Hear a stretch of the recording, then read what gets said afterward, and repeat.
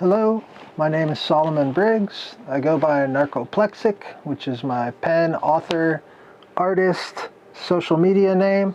I've been living since childhood with type 1 narcolepsy. Additionally, I also have two other sleep disorders, a rare idiopathic central sleep apnea, which is a sleep breathing disorder, as well as a circadian rhythm disorder called delayed sleep phase onset syndrome or disorder. This video is the first in a series of educational videos that I am creating to educate, raise awareness, and offer some actual perspective and depth towards the symptoms and living with the sleep disorders. My goal is to share the patient perspective to present what is often overlooked and misunderstood about these conditions and to provide clarity on the actual human experience of living with these disorders. I'll be sharing insights based on my own lived experiences, as well as a decade of interacting regularly with others who are also living with these conditions. My intention is to offer a comprehensive view that connects deeper dots of why and how these symptoms and diseases manifest and overlap.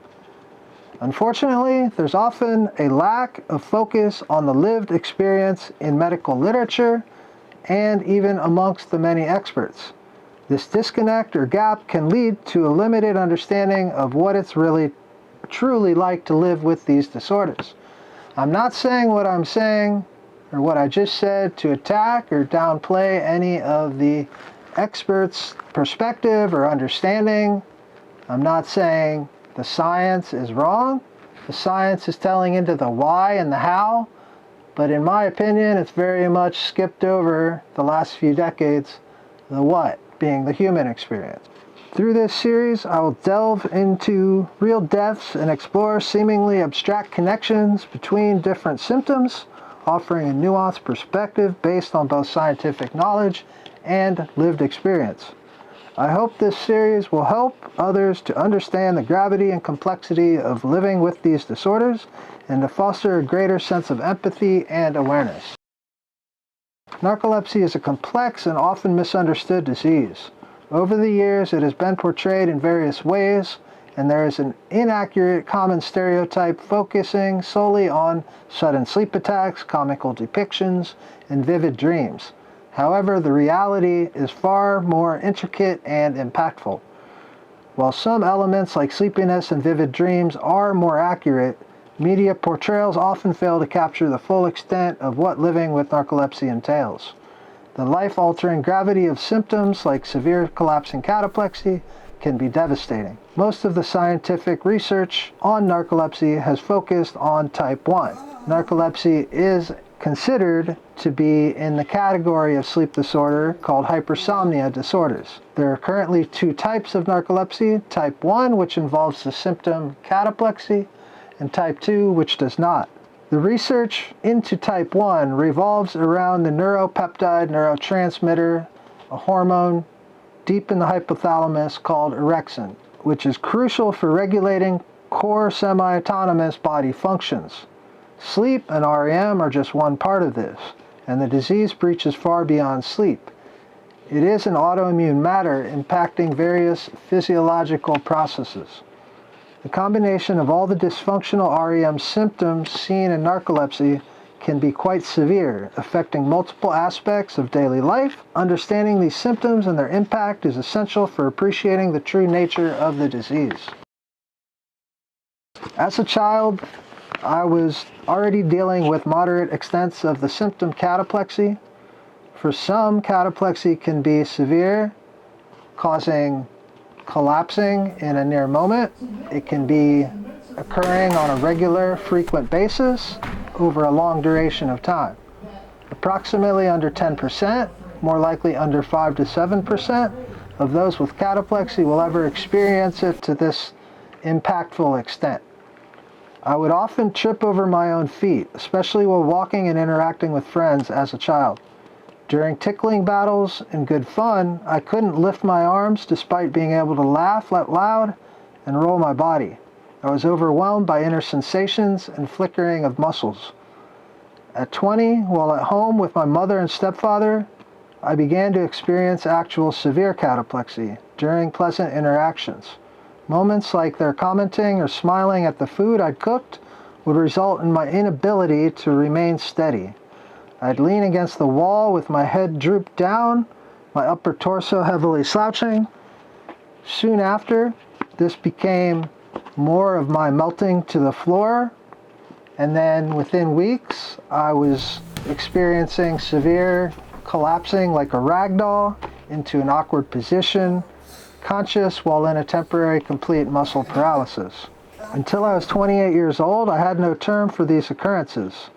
Throughout all the years, I adapted as best I could through trial and error, describing it as a dissipation of my muscles during pleasant interactions. I finally found the term cataplexy after searching Google with the keywords laughter and paralysis. I was 28 at this time, and a few years later, I received the definitive diagnosis of cataplexy at Mayo Clinic. The diagnosis process was challenging due to my other sleep disorders, but the most difficult part was relearning how to live with severe cataplexy. All these years, I was dealing with the recognized core dysfunctional REM symptoms of narcolepsy. I never thought of it as sleepiness, but rather as a heavy, continuous fatigue and a bunch of experiences I figured were normal, but unspoken of. Narcolepsy was first termed in 1880, and cataplexy was first termed in 1902. In the 1930s, it was proposed that a lesion in the posterior hypothalamus was involved in human narcolepsy. This came after the rise of encephalitis lethargica following the Spanish flu, which encephalitis lethargica has many similarities to human narcolepsy. In the 1970s, the multiple sleep latency test, the MSLT, was developed. This test is still used today for diagnosing narcolepsy, although it has no biological measurement and is known to be flawed for various reasons. Although it has a 6% false positive for type 1 narcolepsy, but when it comes to type 2 narcolepsy or idiopathic hypersomnia, it is very inconsistent. And if you have other sleep disorders or other health matters, which 80% of people with narcolepsy have comorbidities, it can become a very murky and difficult process to get through. In 1998, researchers studying dogs with cataplexy discovered a lack or total loss of orexin in their hypothalamus, deep in the brain. This finding was confirmed in the brains of deceased humans who also had narcolepsy with cataplexy. The discovery of orexin is considered the infancy of understanding into narcolepsy and has been hailed as the biggest discovery in sleep medicine since the identification of rapid eye movement REM sleep. Orexin is a diverse neurotransmitter, neuropeptide, a hormone that regulates core semi-autonomous body functions, again, which sleep and REM are just one part of. Narcolepsy is associated with a specific HLA gene marker DBQ1-0602. The disease seems to develop in individuals with this marker after certain infections, such as strep throat or H1N1 flu and head trauma. Having the HLA marker does not guarantee the development of narcolepsy, but increases the predisposition, especially when combined with environmental triggers. Diving into the understanding of orexin helps to better comprehend the broad scope of narcolepsy. For those living with the disease, having awareness and insights into orexin can be profoundly beneficial for better living, adapting to life with the disease, and effectively discussing, tuning into what they are dealing with.